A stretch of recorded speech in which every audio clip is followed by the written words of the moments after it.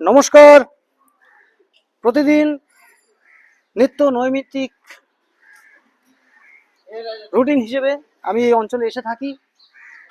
তো শ্রদ্ধেয় দাদারা রয়েছেন, আমাকে মাঝে মাঝেই বলেন এই লেখালেখি শোনাতে, কি ভাবনা চিন্তা করছি। যাই হোক, আজকে একটা কবিতা পাঠ করার অনুরোধ এসেছে, আমি পাঠ করছি, শুনবেন।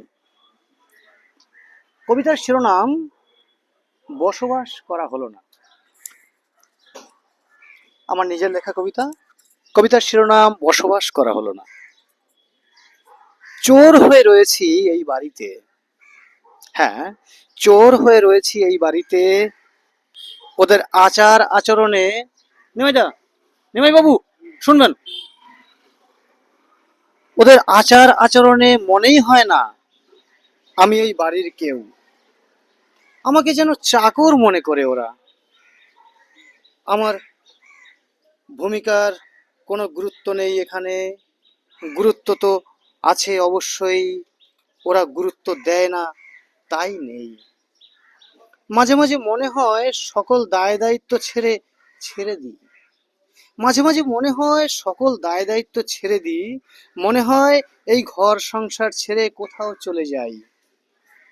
আমি দায়িত্ব ছেড়ে দিলে ওরা ছন্নছাড়া হয়ে হয়ে পড়বে, ওদের ভবিষ্যৎ নষ্ট হবে।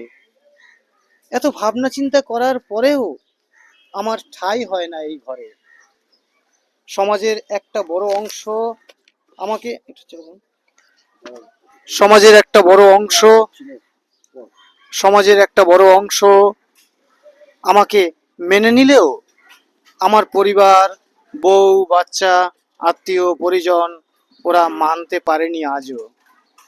শুধু দুটো ওকে শুধু শেষে ভেবেছিলাম, যুদ্ধ শেষে ভেবেছিলাম একটু আশার আলো দেখব। ভেবেছিলাম বিকেলের সোনা রোদে মিলনের ছবি আঁকবো। আজও পথে পড়ে আছি, ঘর বাঁধা হলো না, আমার আর বসবাস করা হলো না। শুনলেন স্বরচিত কবিতা বসবাস করা হলো না থেকে পাঠ। কেমন লাগলো বলুন? ভালো, খুব সুন্দর হয়েছে। নিমাই বাবু, বাস্তব জীবনের কথা তো। না না, সত্যি খুব ভালো হয়েছে। হ্যাঁ, ভালো হয়েছে, খুব ভালো হয়েছে। যাই হোক, আপনারা কবিতা শুনতে ধন্যবাদ। চেয়েছিলেন। ধন্যবাদ। হ্যাঁ, আমি সাধারণত জীবনের না, কবিতা খুব লিখি, ভালো, সমাজের কবিতা লিখি। ভালো হয়েছে। খুব ভালো থাকবেন। ক্যামেরায় সহযোগিতা করলেন, আপনার নাম কি? রাজা বিশ্বাস। মাননীয় সম্মানীয় রাজাদা, রাজাবাবু, রাজা বিশ্বাস। ধন্যবাদ, নমস্কার। ঠিক আছে। কেটে দিন।